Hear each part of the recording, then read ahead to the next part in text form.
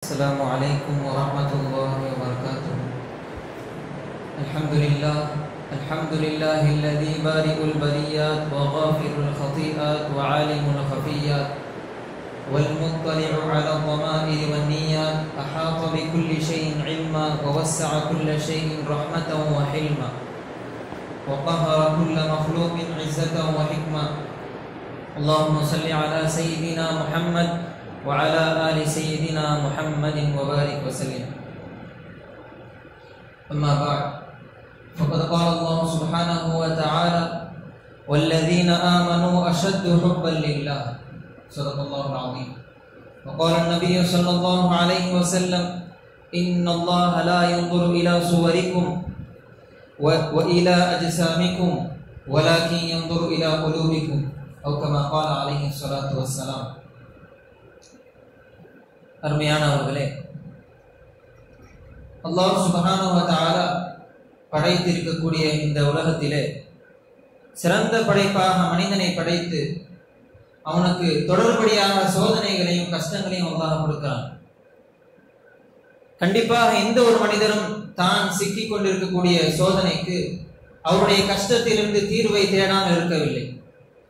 நாம் அனைவரும் நம்முடைய சோதனைகள், நம்முடைய கஷ்டங்கள், நம்முடைய சிக்கல் அனைத்திலிருந்தும் தீர்வை நாம் தேடிக்கொண்டுதான் இருக்கிறோம்.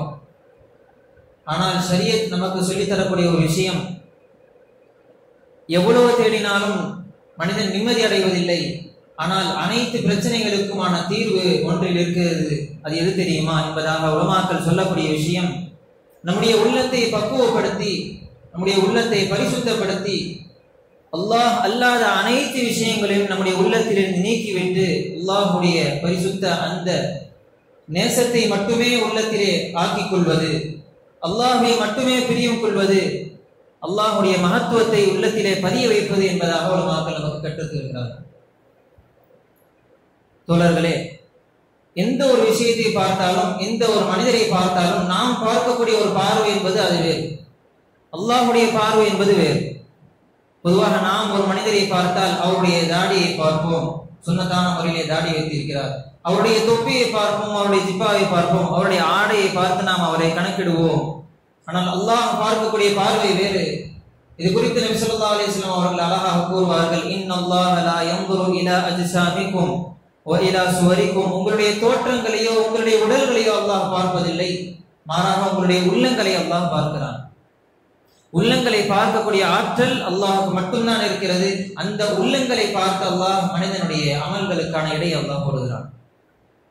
நாம் யோசிப்போம், ஒருவர் தாடியை சிரைத்து விட்டால் அவர் தன்னுடைய மார்க்கத்தையே சிரைத்து விட்டார் என்பதாக நாம் பார்ப்போம். ஆனால் நபி ஸல்லல்லாஹு அலைஹி வஸல்லம் அவர்கள் கூறுகிறார்கள், அல்லாஹ்வுடைய பார்வை எப்படிப்பட்டது தெரியுமா? அல் ஹஸது ஹியல் ஹாலிகா. ஒருவர் பொறாமை கொள்கிறாரா? நமக்கு தெரியாது, அது அவருடைய உள்ளத்திலே மறைந்திருக்கக்கூடிய விஷயம். நபி ஸல்லல்லாஹு அலைஹி வஸல்லம் அவர்கள் கூறுகிறார்கள், ஒருவர் பொறாமை கொண்டார், அவர் தன்னுடைய மார்க்கத்தையே சிதைத்து விட்டார். பொறாமை உள்ளத்தினுடைய நோயாக இருக்கிறது, அது அவருடைய மார்க்கத்தையே சிதைத்துவிடும். இது போன்ற அல்லாஹ்வுடைய பார்வை என்பது உள்ளத்தின் மீதே இருந்ததின் காரணமாகத்தான் நபி ஸல்லல்லாஹு அலைஹி வஸல்லம் அவர்களும் அதிகமாக உள்ளத்தின் மீது கவனம் செலுத்தக்கூடியவர்களாகவும் இன்னும் அழகிய முறையில் துஆ செய்யக்கூடியவர்களாகவும் இருந்தார். நபி ஸல்லல்லாஹு அலைஹி வஸல்லம் அவருடைய அழகிய துஆ, அல்லாஹும் யா முகல்லிபல் குலூப் சப்பித் கல்பி அலா தீனிக். யா முகல்லிபல் குலூப் சப்பித் கல்பி அலா தீனிக். உள்ளங்களை புரட்டுபவனே, உள்ளங்களை புரட்டுபவனே, உன்னுடைய தீனின், உன்னுடைய மார்க்கத்தில் என்னுடைய உள்ளத்தை நீ ஸ்திரப்படுத்தி விடுவாயா, அதை உறுதியாக்கி விடுவாயாக என்பதாக நபி ஸல்லல்லாஹு அலைஹி வஸல்லம் அவர்கள் அடிக்கடி துஆ செய்வது உண்டு. இன்னும் ஹஜ் உம்ராக்கு செல்லக்கூடியவர்கள் பார்த்திருக்கலாம், அவர்கள் சஃபா மர்வாவிலே சஅய் செய்யக்கூடிய அந்த சமயத்திலே அங்கே ஒரு டிஜிட்டல் போர்டு ஒன்று ஓடக்கூடிய சமயத்துல அந்த துவாவை பார்த்து அதை ஓதிக்கிட்டே போவாங்க மக்கள். அப்ப அந்த போர்டுல, அந்த டிஜிட்டல் போர்டுல இந்த யா முகல்லிபல் குலூப் சப்பித் கல்பி அலா தீனிக் என்ற அந்த துவா அடிக்கடி வரும். அதே போன்று நபி ஸல்லல்லாஹு அலைஹி வஸல்லம் அவர்களுடைய மற்றொரு துவா, அல்லாஹும்ம ஹ்தி கல்பி, இறைவா என்னுடைய உள்ளத்தை நீ நேரான வழியில் செலுத்தி விடுவாயா, அதற்கு நீ நேர்வழி காட்டி விடுவாயா என்பதாக நபி ஸல்லல்லாஹு அலைஹி வஸல்லம் அவர்கள் அதிகமாக உள்ளத்திலே விஷயத்தில் கவனம் செலுத்தக்கூடியவர்களாக இருந்தார். நாம் சிந்திக்கணும், நபி ஸல்லல்லாஹு அலைஹி வஸல்லம் அவர்கள் உள்ளத்தின் விஷயத்தில் ஏன் இவ்வளவு கவனம் செலுத்தினார்கள்? அல்லாஹ் அது குறித்து குர்ஆனிலே கூறுகின்றான், யௌம லா யன்ஃபஉ மாலும் வலா பனூன். மறுமை நாள் எப்படிப்பட்ட நாள்? உங்களுடைய செல்வங்களோ, உங்களுடைய சொத்துக்களோ, உங்களுடைய மக்கள், உங்களுடைய குழந்தைகள் யாருமே எந்த ஒரு பலனும் அளிக்க முடியாத அந்த நாளில் ஒருவருக்கு பலன் அளிக்கக்கூடிய ஒரு விஷயம் இருக்குமானால் அவருடைய ஆரோக்கியமான உள்ளம் என்பதாக அல்லாஹ் கூறுகிறான். ஆரோக்கியமான உள்ளம். அல்லாஹ் ஆரோக்கியமான உடல் என்று கூறவில்லை.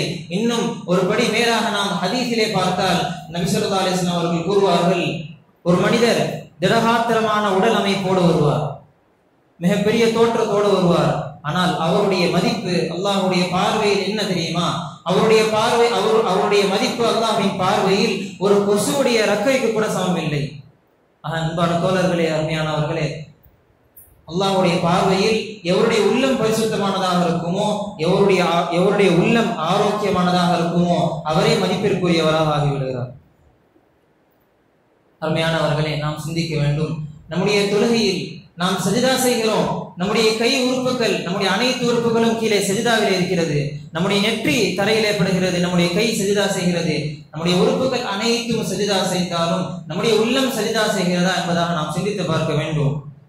அல்லாஹ் குர்ஆனிலே கூறுவான், "கத் அஃப்லஹல் முஃமினூன் அல்லதீன ஹும் ஃபீ ஸலாத்திஹிம் காஷிஊன்." முஃமின்கள் வெற்றி அடைந்து விட்டார்கள். நிபந்தனை, அவர்களுடைய தொழுகையிலே அவர்கள் குஷு, இறையச்சமுடையவர்களாக, ஓர்முக சிந்தனையோடு தொழக்கூடியவர்களாக இருப்பார்களே, அப்படிப்பட்ட முஃமின்கள் வெற்றி அடைந்து விட்டார்கள் என்பதாக அல்லாஹ் கூறியுள்ளான்.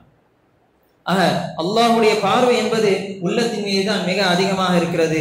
அந்த உள்ளத்தை நாம் எப்படி செயல்படுத்துகிறோம்? நம்முடைய தொழுகையில் நம்முடைய சிந்தனை எப்படி இருக்கிறது? நம்முடைய தொழுகையின் ஆரம்பத்திலிருந்து இறுதி வரை நாம் எப்படி தொழுகிறோம்? சூரத்துல் ஃபாத்திஹாவை ஒவ்வொரு தொழுகையிலும் நாம் ஓதிக்கொண்டிருக்கிறோம். நம்ம அனைவருக்கும் சூரத்துல் ஃபாத்திஹா மனப்பாடம். ஆனால் அந்த சூரத்துல் ஃபாத்திஹாவை நாம் ஓதும் பொழுது என்னுடைய ரப்ப அதை எப்படி ரசிக்கிறான் என்பதாக நாம் சிந்தித்ததுண்டா? சஹீஹ் முஸ்லிமிலே ரிவாயத் இருக்கிறது, அல்லாஹ் தன் அடியான் ஓதக்கூடிய சூரத்துல் ஃபாத்திஹாவை ரசிக்கிறான். சூரத்துல் ஃபாத்திஹாவை நான் 2 பங்கங்களாக, 2 பாகங்களாக நான் ஆக்கியுள்ளேன் என்பதாக அல்லாஹ் கூறுகிறான். அதில் முதல் பாகம் என்னுடைய அடியான் துதிப்பது, மற்றொரு பாகம் என்னுடைய அடியான் என்னிடத்திலே பிரார்த்திப்பது என்பதாக அல்லாஹ் கூறுகிறான். ஒவ்வொரு ஆயத்திற்கும் அல்லாஹ் பதில் கூறுகிறான். நாம் அதை வேகமாக ஓதிவிட்டு சென்று விடுகிறோம். நாம் அல்ஹம்துலில்லாஹி ரப்பில் ஆலமீன் என்று அல்லாஹ்வை புகழும் பொழுது அல்லாஹ் கூறுகிறான், ஹமிதனி ரப்பி, என்னுடைய அடியான், ஹமிதனி அப்தி, என்னுடைய அடியான் என்னை துதித்து விட்டான். அடுத்து அர் ரஹ்மானிர் ரஹீம் என்பதாக நாம் கூறும் பொழுது அல்லாஹ் கூறுகிறான், அஸ்னா அலைய அப்தி, என்னுடைய அடியான் என்னை புகழ்ந்து விட்டான். மலக்குமார்களிடத்திலே பெருமை பாராட்டி அல்லாஹ் கூறுகிறான். அடுத்து நாம் மாலிகி யௌமித்தீன் என்று நாம் கூறும் பொழுது அல்லாஹ் கூறுகிறான், மஜ்ஜதனி அப்தி, என்னுடைய அடியான் என்னை கண்ணியப்படுத்தி விட்டான், என்னை மகத்துவமிக்கதாக அவன் கருதி விட்டான் என்பதாக அல்லாஹ் மலக்குமார்களிடத்திலே பெருமை பாராட்டி கூறுகிறான். இய்யாக நஅபுது வ இய்யாக நஸ்தஈன் என்று நாம் ஓதும் பொழுது அல்லாஹ் கூறுகிறான், ஹாதா பைனி வ பைன அப்தி, இது 2 பாகங்களாக இருக்கிறது. இதிலே ஒன்று எனக்கும் என்னுடைய அடியானுக்கும் மத்தியிலானது.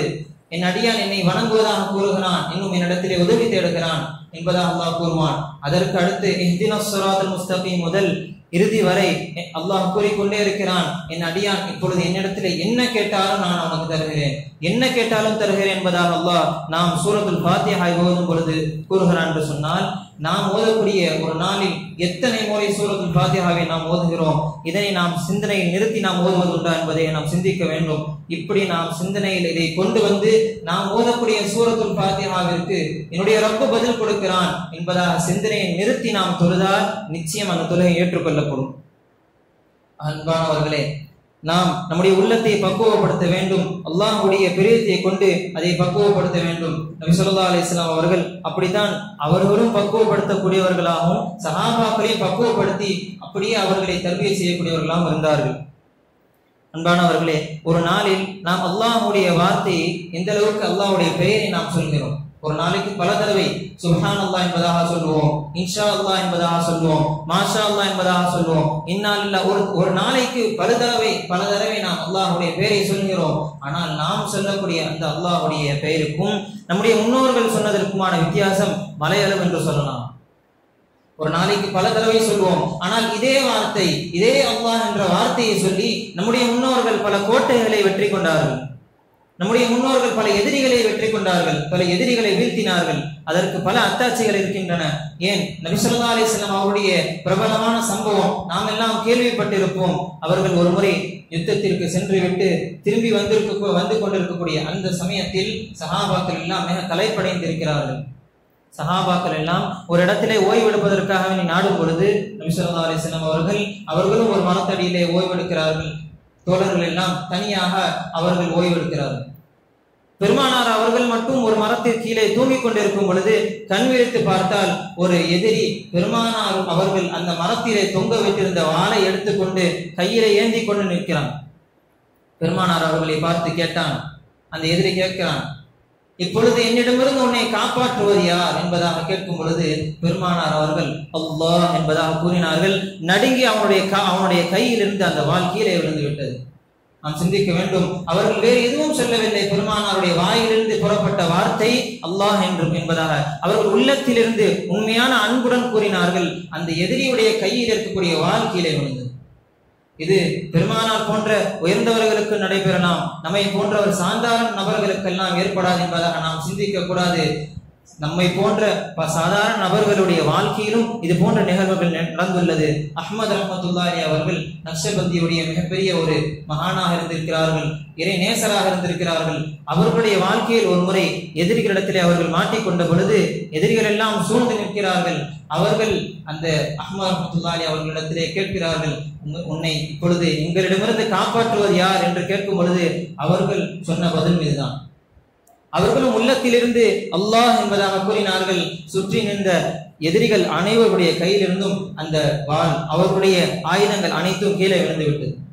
காரணம், அவர்கள் அவருடைய உள்ளத்திலிருந்து உள்ளபூர்வமாக உண்மையான நேசத்தோடு அவர்கள் கூறியதன் காரணமாக அவர்களுடைய அந்த தாக்கம் மக்களிடத்தில் ஏற்பட்டு அவர்கள் பயந்து அந்த ஆயுதங்களை கீழே போட்டு விட்டார்கள். அருமையானவர்களே, நாம் அல்லாஹ்வை உண்மையாக உள்ளத்தால் நேசித்தோம் என்று சொன்னால் நம்முடைய வாயிலிருந்து புறப்படக்கூடிய அந்த வார்த்தையுடைய தாக்கம் என்பது இவ்வாறுதான் இருக்கும். இப்பொழுது நாம் அல்லாஹ்வை எப்படி நேசிக்கணும் என்பதை நாம் சிந்திக்கணும். அல்லாஹ்வுடைய நேசம் என்பது அதற்கு அழகிய உதாரணம் இருக்கிறது. பெருமானார் அவர்கள் கூறியுள்ளார்கள், ஒருவர் பாலைவனத்திலே சிக்கிக் கொண்டார். அவர் சுற்றி பார்க்கக்கூடிய அனைத்து திசையும் ஒரே விதமாக தான் இருக்கிறது. எந்த திசையில இப்ப அவர் பயணித்து போனாலும் கண்டிப்பாக எது வழி என்பதாக தெரியவில்லை. என்றாலும் விடாமுயற்சியாக அவர் முயற்சியை கைவிடாமல் அவர் உறுதியுடன் பயணித்து செல்கிறார். சென்று கொண்டே இருக்கிறார். அவர் மறுபடியும் அதே இடத்திற்கு வருவதை போன்று அவர் தெரிகிறது. ஒரு கட்டத்தில் அவருக்கு தண்ணீரும் இல்லை, எந்த உணவும் இல்லை, மரணிக்கக்கூடிய மௌத்துடைய சூழல் அவருக்கு நெருக்கடியான ஒரு சமயம் ஏற்பட்டு விடுகிறது. இன்னும் சற்று நிமிடங்களில் அவருக்கு மரணம் ஏற்பட்டுவிடும் என்பதை போன்ற ஒரு சூழல் அந்த நபர் சந்திக்கிறார். அந்த சந்தர்ப்பத்திலே அவருக்கு குளிர்ந்த பானம், குளிர்ந்த தண்ணீர் வழங்கப்பட்டால் அவர் அதை எப்படி அருந்துவார்? நாம் யோசிக்கணும். அந்த நேரத்துல உயிர் போகக்கூடிய தருணம். சாதாரணமா நம்ம வெயில போயிட்டு வரும் பொழுது நமக்கு ஏற்படக்கூடிய தாகம், அந்த நேரத்துல தண்ணீர் கிடைச்சாவே பெரியதாக தெரியுது. அதிலேயும் குளிர்ந்த தண்ணீர் என்பது என்ற சமயத்தில் நம்ம அதை எவ்வளவு பெரியதாக கருதுவோம். ஒரு பாலைவனத்தில் சிக்கிக் கொண்டு மௌத்துடைய தருணத்தில் இருக்கக்கூடிய ஒரு நபர் குளிர்ந்த பானத்தை எவ்வளவு இன்பத்துடன் அதை அருந்துவார்? அவர் உணரக்கூடிய அந்த இன்பம் இருக்கிறதே, அந்த இன்பத்தை காட்டிலும் அதிக இன்பத்தை ஒரு அடியான் அல்லாஹுடைய பெயரை சொல்லும் பொழுது உணர்கிறான் என்று சொன்னால் அவனுடைய உள்ளத்திலே உண்மையான அல்லாஹுடைய பிரியம் இருக்கிறது என்பதற்கான அடையாளம் என்பதாக கூறினார். நாம் யோசிக்கணும், நம்முடைய உள்ளத்திலே உண்மையான அந்த அளவுக்கு பிரியம் இருக்கிறதா? அல்லாஹ் என்று கூறும் பொழுது நம்முடைய உள்ளத்திலிருந்து நாம் கூறுகிறோமா? அந்த இன்பம் நமக்கு ஏற்படுகிறதா என்று நாம் சிந்திக்க வேண்டும். அப்படி ஏற்படவில்லை என்று சொன்னால் அந்த அளவிற்கு நம்முடைய உள்ளத்தை நாம் பக்குவப்படுத்துவது நம் மீது கட்டாயமாக இருக்கிறது. தோழர்களே, பெருமானார் ஸல்லல்லாஹு அலைஹி வஸல்லம் அவர்கள் இந்த உதாரணத்தை வைத்து அழகாக துஆவும் செய்துள்ளார்கள். அல்லாஹும்ம ஜஅல் ஹுப்பக ஃபீ கல்பி அஹப்ப இலைய மினல் மாஇல் பாரிதி அலா தமா. தாகித்திருப்பவனுக்கு குளிர்ந்த நீர் எவ்வளவு இன்பமானதாக இருக்குமோ அதை காட்டிலும் இன்பமானதாக உன்னுடைய பிரியத்தை என்னுடைய உள்ளத்திலே இறைவா ஆக்கியருள் புரிவாயாக என்பதாக, உன்னுடைய பிரியத்தை என்னுடைய உள்ளத்திலே இவ்வளவு இன்பமானதாக ஆக்கிவிடு என்பதாக துவா செய்வார். நாமும் பெருமானார் அவர்களை போன்று இந்த துவாவை அதிகமாக ஓதி வர வேண்டும். அப்பொழுதுதான் நம்முடைய உள்ளத்திலும் இறைவனுடைய பிரியம் அதிகரித்துக் கொண்டே வரும். தோழர்களே, உலமாக்கள் சொல்வார்கள், அல்லாஹ்வுடைய பிரியம் ஒருவருடைய உள்ளத்திலே மிகைத்து விட்டது என்று சொன்னால் அவருக்கு எவ்வளவு பெரிய கஷ்டம் ஏற்பட்டாலும் அது கஷ்டமாகவே தெரியாது. இதற்கு சான்றாக பல சம்பவங்கள் இருந்தாலும் ஒரு சம்பவத்தை உங்களுக்கு நான் உதாரணமாக கூறுகிறேன். ஷேகுல் இஸ்லாம் இப்னு தைமியா ரஹ்மத்துல்லாஹி அலைஹி அவர்களை பற்றி நாம் கேள்விப்பட்டிருப்போம். இப்னு தைமியா ரஹ்மத்துல்லாஹி அலைஹி அவர்கள் பலமுறை தங்களுடைய வாழ்க்கையிலே சத்திய விஷயங்களை கூறியதின் காரணமாக தீனுடைய பிரச்சாரங்களிலே சத்திய விஷயங்களை அவர்கள் உடைத்து உண்மையை கூறுவார்கள். எனவே அவர்கள் பல முறை சிறைக்கு தள்ளப்பட்டது உண்டு. அதில் ஒரு முறை சிறைக்கு அவர்கள் கொண்டு செல்லப்படக்கூடிய அந்த சமயத்திலே நீதிபதிக்கு முன்பாக கேள்வி கேட்கப்படுகிறது. அவர்களிடத்திலே ஷேகுல் இஸ்லாம் அவர்களிடத்திலே நீதிபதி கேட்கிறார், இப்பொழுது உன்னுடைய விஷயத்தில் என்ன தீர்ப்பு வழங்கப்படும், உங்க சம்பந்தமா நாங்க என்ன தீர்ப்பு கொடுப்போம், நீங்க என்ன எதிர்பார்க்கிறீங்க? கேட்கும் பொழுது ஷேகுல் இஸ்லாம் ரஹ்மத்துல்லாஹி அவர்கள் நிதானமாக சொன்னார்கள், நீங்க என்ன தீர்ப்பு கொடுப்பீங்க? மூன்றுல ஏதாச்சும் ஒரு விஷயம் கூட சொல்வீங்க. ஒண்ணு, எனக்கு மரண தண்டனை கொடுப்பீங்க. என்னை தூக்கிலிட்டால் அது எனக்கு ஷஹாதத், என்னுடைய இறைவனுடைய பாதையில் நான் உயிரிழந்தவனாக, என்னுடைய உயிரை நான் தியாகம் செய்தவனாக நாளை சுவனத்திலே நான் இருப்பேன், அது எனக்கு ஷஹாதத். மற்றொன்று, நீங்க என்னை இந்த ஊரை விட்டு நாடு கடத்த முடியும், இந்த நாட்டை விட்டு நான் நாடு கடத்துறீங்க அப்படின்னு சொன்னா அது எனக்கு ஹிஜ்ரத். என்னுடைய சொந்த ஊரு இந்த ஊராக இருக்கும் பொழுது வேற ஒரு ஊரை நான் சொந்த ஊராக ஆக்கிக் கொள்வது என்பது ஹிஜ்ரத். என்னை நீங்க ஹிஜ்ரத் தான், அதை நீ செஞ்சீங்கன்னா அது எனக்கு ஹிஜ்ரத்தாக தான் அமையும். மூன்றாவது, இந்த ரெண்டுமே இல்லைன்னு சொன்னா என்னை நீங்க சிறையில் அடைப்பீங்க, என்னை நீங்க சிறையில தனிமையாக போட்டு அடைத்து வைப்பீர்கள். அந்த தனிமை என்னுடைய ரப்புடன் உண்டான கல்வத் என்பதாக கூறினார்கள். கல்வத் என்பது அல்லாஹுடன் உண்டான தனித்து பேசுவது, அல்லாஹுவை மட்டும் தனியாக அமர்ந்து சிந்திப்பது, அல்லாஹுடன் தனிமையில் இருப்பதற்கு கல்வத் என்பதாக சொல்லப்படும். அவர்கள் கூறிய வார்த்தையை பாருங்கள், மூன்றே வார்த்தையில் முடித்து விட்டார்கள். எனக்கு மரண தண்டனை கொடுத்தால் அது ஷஹாதத், என்னை நாடு கடத்தினால் அது ஹிஜ்ரத், எனக்கு நீங்கள் சிறையில் தண்டனை கொடுத்தால், சிறையில் தனியாக அடைத்தால் அது என்னுடைய ரப்புடன் உண்டான தனிமை கல்வத் என்பதாக கூறினார்கள். நாம் சிந்திக்கணும், நம்முடைய பெரியார்களுடைய உள்ளத்தில் இருந்த பிரியம் இவ்வளவு மிகைத்திருந்ததால் அவர்களுக்கு எப்படிப்பட்ட சோதனை, எப்படிப்பட்ட கஷ்டம், எப்படிப்பட்ட தண்டனை வழங்கப்பட்டாலும் அது அவர்களுக்கு பெரிய பாரமாகவே தெரியாது. காரணம், ரப்புடைய பிரியம் அவருடைய உள்ளத்திலே அவ்வளவு மிகைத்திருந்தது. இதைதான் யூசுப் அலைஹிஸ்ஸலாம் அவர்களும் கூறினார்கள். இப்படிப்பட்ட சூழல், கண்டிப்பா அந்த சூழலிலே ஒரு வாலிபன் மாட்டிக்கொண்டால் நிச்சயம் அந்த ஃபித்னாவிலே அவன் சிக்கி விடுவான். அப்படிப்பட்ட சூழல் உலமாக்கள் கூறுகிறார்கள், ஒருவன் ஒரு வாலிபரை ஒரு பெண் அழைக்கிறாள் என்று சொன்னால், தவறான விஷயத்திற்காக வேண்டி அழைக்கிறாள் என்று சொன்னால், அதுவும் அந்த பெண் அழகான பெண்ணாக இருக்கிறாள், அதுவும் அந்த பெண் உயர்ந்த குலத்தை சேர்ந்த பெண்ணாக இருக்கிறாள், அதுவும் அந்த பெண் எஜமானியாக இருக்கிறாள் என்று சொன்னால் நிச்சயமாக எந்த ஒரு வாலிபரும் அப்படிப்பட்ட சூழலிலிருந்து தப்பவே முடியாது. ஆனால் யூசுப் அலைஹிஸ்ஸலாம் அவர்கள் உறுதியாக அங்கே சொன்னார்கள், இன்னஹு ரப்பி அஹ்ஸன மஸ்வாய், அந்த இடத்திலே பெண்ணுடைய இன்பமா, அந்த சொற்ப இன்பமா, அல்லது என்னுடைய ரப்புடைய இன்பமா என்ற சமயத்திலே அவர்கள் தன்னுடைய ரப்புடைய நேசத்தையே அவர்கள் தேர்ந்தெடுத்தார்கள். என்னுடைய இறைவனுக்கு நான் ஒருபோதும் மாறு செய்ய மாட்டேன், துரோகம் செய்ய மாட்டேன் என்பதாக கூறினார்கள். ஆக நாம் சிந்தித்து பார்க்க வேண்டும், அவர்களுக்கு அப்படிப்பட்ட தருணத்திலேயும் அவர்கள் உறுதியாக அல்லாஹுடைய பிரியத்தையே தேர்ந்தெடுத்தார்கள் என்று சொன்னால் அவருடைய உள்ளம் எவ்வளவு இறை நேசத்தால் மிகைத்திருக்கும், நிரம்பி இருக்கும், அது பக்குவப்படுத்தப்பட்டிருக்கும் என்பதை நாம் சிந்தித்து பார்க்க வேண்டும். இது போன்ற சம்பவங்கள் நம்முடைய சஹாபாக்களுடைய வாழ்க்கையிலும் இருக்கிறது. இம்ரான் இப்னு ஹுசைன் ரலியல்லாஹு அன்ஹு அவர்கள் மிக சிறந்த சஹாபி. அவர்கள் எந்த அளவுக்கு கஷ்டத்தில் உள்ளானார்கள் என்று சொன்னால், அவர்களுக்கு வயிற்றுப்போக்கு ஏற்பட்டு, கடுமையான வயிற்றுப்போக்கு ஏற்பட்டு கிட்டத்தட்ட 30 வருடங்கள் படுத்த படுக்கையாக ஆகிவிட்டார். 30 வருடங்கள். அவர்களை சந்திக்க வந்த 2 தோழர்கள் அழுது கொண்டே கேட்டார்கள், நீங்க எவ்வளவு பெரிய அல்லாஹுக்கு நேசமான நெருக்கமான அடியாராக இருக்கிறீர்கள், எவ்வளவு சிறந்த சஹாபி பெருமானாருடன் இருந்திருக்கிறீர்கள், உங்களுக்கு இப்படிப்பட்ட ஒரு நிலைமையா என்பதாக அழுகிறார்கள். இம்ரான் இப்னு ஹுசைன் ரலியல்லாஹு அன்ஹு அவர்கள் கூறினார்கள், நாம் கவனிக்க வேண்டும், இந்த 30 வருடங்களிலே தினமும் ஒவ்வொரு நாளும் மலக்குமார்கள் என்னிடத்திலே வந்து சலாம் கூறுகிறார்கள். நிச்சயமாக இந்த அருட்பாக்கியத்தை, இந்த நியமத்தை நீங்கள் உணர்ந்தால் நீங்களும் இது போன்ற படுக்கையில் இருப்பதை விரும்புவீர்கள் என்பதாக கூறினார். அல்லாஹ்வுடைய பிரியம் எந்த அளவுக்கு மிகைத்திருக்கும், மலக்குமார்கள் சலாம் சொல்வதை அவர்கள் உணர்கிறார்கள், அதை அவர்கள் இன்பமாக கருதுகிறார்கள். 30 வருடங்கள் படுத்த படுக்கை அது அவர்களுக்கு பெரிதாக தெரியவில்லை. காரணம், அல்லாஹ்வுடைய பிரியம், அல்லாஹ்வுடைய நேசம் அவருடைய உள்ளத்திலே மிகைத்திருந்தது. அதனுடைய விளைவு, அதனுடைய அடையாளம் தான். அதே போன்று நாம் சஹாபாக்களிலே பிலால் ரலியல்லாஹு அன்ஹு அவருடைய நிகழ்வுகளை கேள்விப்பட்டிருப்போம். சுமையா ரலியல்லாஹு அன்ஹா அவர்களுடைய நிகழ்வுகளை நாம் கேள்விப்பட்டிருப்போம். ஏன் ஃபிரௌனுடைய மாளிகையிலே ஒரு பெண் ஈமான் கொண்டு விட்டால் அவருடைய நிகழ்வு நாம் கேள்விப்பட்டிருப்போம். அந்த பெண் ஈமான் கொண்டு விட்டதனால் அவருக்கு எவ்வளவு துன்புறுத்தப்பட்டது, பிலால் ரலியல்லாஹு அன்ஹு அவர்களுக்கு எவ்வளவு துன்பம். அதே போன்று சுமையா ரலியல்லாஹு அன்ஹா அவர்களை 2 ஒட்டகத்திற்கு மத்தியிலே கட்டி போடப்பட்டு அவருடைய உடல் 2 துண்டாக ஆக்கப்பட்டது.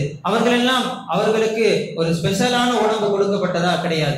நம்மை போன்ற சாதாரண நபர்கள், நம்மை போன்ற உடல் படைத்தவர்கள் தான் அவர்களும் இதை போன்ற கஷ்டங்களை எல்லாம் சகித்தார்கள், தாங்கிக் கொண்டார்கள் என்று சொன்னால் அவர்களுடைய உள்ளத்திலே அல்லாஹ்வுடைய பிரியம் மிகைத்திருந்ததால் இதுவெல்லாம் சாதாரணமாக தெரிந்தது. இன்னும் ஒருபடி மேல் சொல்வதாக இருந்தால் அவர்களுக்கு துன்பங்களும் இன்பமாக தெரிந்தது. பிலால் ரலியல்லாஹு அன்ஹு அவர்களுடைய நிகழ்வை நாம் படித்து பார்க்க வேண்டும்.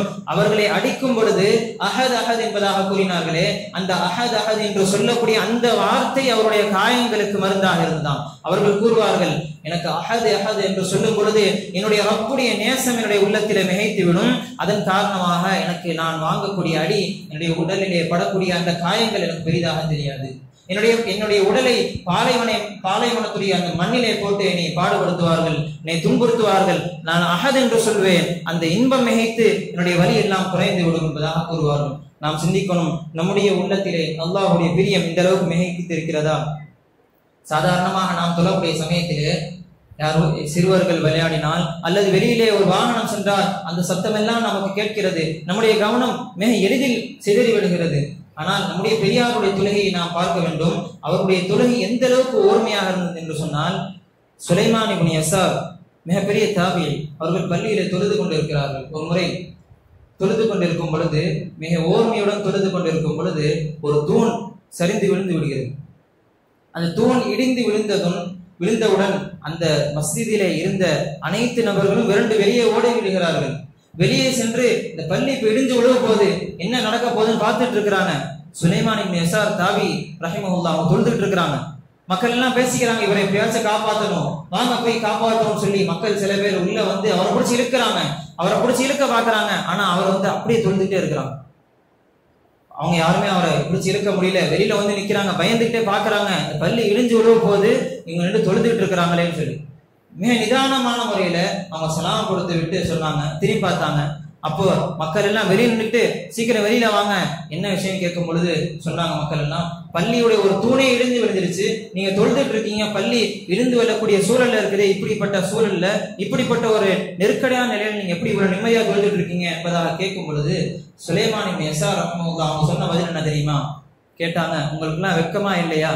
நீங்க ரப்புக்கு முன்னாடி நிற்கும் பொழுது எப்படி உங்களுக்கு வெளியிலே நடக்கக்கூடிய விஷயங்கள், வெளியில நடக்கக்கூடிய அந்த விஷயங்களுடைய சத்தம் எப்படி உங்களுக்கு கேட்குது, உங்களுடைய கவனம் எப்படி செதறு என்பதாக கேட்டாங்க. நாம் சிந்திக்கணும், நம்முடைய கவனம் என்பது எவ்வளவு எளிதில் நாம் தக்பீர் கட்டியது முதல் சலாம் கொடுக்கும் முறை எங்கெங்கேயோ எத்தனையோ விஷயங்களை நாம் சிந்தித்து விடுகிறோம். சலாம் கொடுக்கும் பொழுதுதான் சில பேருக்கு சிந்தனையே திரும்பி வருகிறது. நாம் தக்பீர் கட்டும் பொழுது எந்த சிந்தனை போனதோ அந்த சிந்தனை சிதறிய அந்த சிந்தனை நமக்கு மறுபடியும் சலாம் கொடுக்கும் பொழுதுதான் வருகிறது. நாம் சிந்தித்து பார்க்க வேண்டும். நம்முடைய பெரியார்களுடைய தொழுகை இப்படித்தான் இருந்தது. காரணம், அவர்களுடைய உள்ளத்திலே அல்லாஹ்வுடைய மகத்துவமும் பெரியமும் மிகைத்திருந்தது. இன்னும் சொல்ல போனால் அவருடைய உணவு என்பதே அவருடைய ஆன்மீக உணவு என்பதே அல்லாஹ்வுடைய திக்ராக தான் இருந்தது. நாம் கேள்விப்படக்கூடிய சம்பவம், குராசானில் இருந்து மக்காவிற்கு ஒரு வயதான பெண் அவர்கள் ஹஜ் செய்ய நாடுகிறார்கள். சரியான போதுமான வசதி இல்லை, உடல் வசதியும் இல்லை, அவர்களிடத்திலே அதற்கான போதுமான செல்வமும் இல்லை. ஆனால் எத்தனை ஆண்டுகள் தான் சரியான செல்வம் எனக்கு கிடைக்கும் என்பதாக நான் எதிர்பார்க்க முடியும், பிஸ்மில்லா என்று புறப்பட்டு விடுவோம் என்பதாக அந்த வயதான பெண் அவர்கள் உறுதியெடுத்து குராசானில் இருந்து மக்காவிற்கு நடைப்பயணமாகவே அவர்கள் புறப்படுகிறார்கள் ஹஜ் செய்வதற்காக. இது போன்ற சம்பவங்களை கேள்விப்படும் பொழுது சிலர் இப்படியும் சொல்வதுண்டு, இதெல்லாம் கட்டுக்கதை, இது போன்று எப்படி நடக்க முடியும் என்பதாக. ஆனால் அப்படி கிடையாது, உண்மையிலே நடந்த சம்பவம். அவர்கள் 4 ஆண்டுகளாக நடைப்பயணமாகவே அவர்கள் மக்காவிற்கும் சென்றார்கள். அந்த 4 ஆண்டுகளில் சரியான உணவு கிடையாது, தண்ணீர் கிடையாது. அவர்கள் ஏற்கனவே வயதான பெண்மணியாக இருக்கிறார்கள். அவருடைய உணவு என்ன தெரியுமா? ஒரே ஒரு வார்த்தை தான், தல்பியா சொல்லிக் கொண்டே போனார்கள், லப்பைக் அல்லாஹும்ம லப்பைக். இதை சொல்லும் பொழுதெல்லாம் அவர்களுடைய பசி தீர்ந்துவிடும், அவருடைய பசி தணிந்துவிடும். அவர்கள் லப்பைக் அல்லாஹும்ம லப்பைக் உள்ளத்தால் அதை சொன்னார்கள். தல்பியாவை உள்ளத்தால் சொன்னார்கள். கடக்கக்கூடிய ஒவ்வொரு நாட்டை கடக்கும் பொழுதெல்லாம் மக்களிடத்திலே கேட்கிறார்கள், என்னுடைய ரப்புடைய வீடு வந்துருச்சா, என்னுடைய ரப்புடைய வீடு வந்துருச்சா, அது எங்க இருக்கு சொல்லுங்க, எங்க இருக்கு சொல்லுங்க. அல்லாஹ்வின் மீதான பிரியம் மிகைத்தது. அவர்கள் அப்படியே ஒவ்வொரு நாடாக ஒவ்வொரு நாட்டுடைய எல்லையை கடக்கும் பொழுதும் அதை கேட்டுக்கிட்டே போறாங்க. இறுதியில அவங்க மக்காவுக்கு போயிடுறாங்க. அங்க போய் மக்காவில் இருக்கக்கூடியவர்களிடத்துல என்னுடைய ரப்புடைய வீடு எனக்கு காட்டுங்களேன், என்னுடைய ரப்புடைய வீடு வந்துருச்சா சொல்லுங்களேன். கேட்கும் பொழுது இதோ நீங்க பார்க்கக்கூடிய இந்த காபா, இந்த காபத்துல்லா, இதுதான் பைத்துல்லா, அல்லாஹ்வுடைய வீடு. நீ எந்த ரச்சகனுடைய வீடை கேட்கிறாயோ அது இதுதான் என்பதாக கூறும் பொழுது அந்த பெண்ணுக்கு ஏற்பட்ட இன்பம் இருக்கிறது.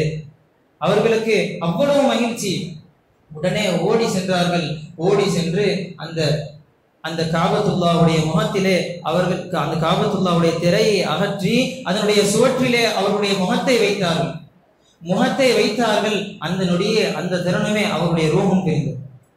இன்னா லில்லாஹ். நாம் யோசிக்க வேண்டும், அவருடைய இன்பம், அந்த அல்லாஹ்வுடைய இன்பம், அல்லாஹ்வுடைய நேசம் உள்ளத்திலே எவ்வளவு மிகைத்திருக்கும். சில சம்பவங்கள் நாம் கேள்விப்படுவோம். வயதான ஒருவர் அவர் மௌத்தாகக்கூடிய சமயத்தில் இருக்கிறார். அவருடைய டாக்டர் சொல்லிட்டாங்க, எப்படியும் இன்னும் 2 மணி நேரம் தான் தாக்கு பிடிப்பாரு. ஆனா மகன் அமெரிக்கால இருக்கிறார், வர்றதுக்கு 24 மணி நேரம் ஆகும். மகன் வர்ற வரைக்கும் பார்த்தா 2 மணி நேரத்துல போக வேண்டிய உயிர், மகன் வர வரைக்கும் ரூஹு அப்படியே இருக்குது, உயிரோட இருக்கிறார். வந்து மகன் பார்த்ததுக்கு அப்புறம் தான் ரூஹு போகுது. எப்படி? மகனை பார்க்க வேண்டும் என்பதாக தேட்டம். இவர்களுக்கு அல்லாஹ்வுடைய வீட்டை பார்க்க வேண்டும் என்ற தேட்டம் இருந்ததன் காரணமாக 4 ஆண்டுகள் சரியான உணவு கிடையாது, தல்பியா மட்டுமே சொல்லிக் கொண்டே போனார்கள். தல்பியா சொன்னதுடைய அந்த உள்ளத்தால் அவர்கள் சொன்னதன் காரணமாக அவருடைய பசியும் தணிந்தது, அல்லாஹ்வுடைய வீட்டையும் பார்த்தார்கள், அவர்களுடைய ரூஹும் பிரிந்தது. இன்றைக்கு நாம் நம்மில் பலர் ஹஜ் செய்கிறோம், உம்ரா செய்கிறோம். நம்முடைய தல்பியாவிலே நம்முடைய லப்பைக் நாம் சொல்கிறோமே, அதில் அந்த உயிரோட்டம் இருப்பதில்லை.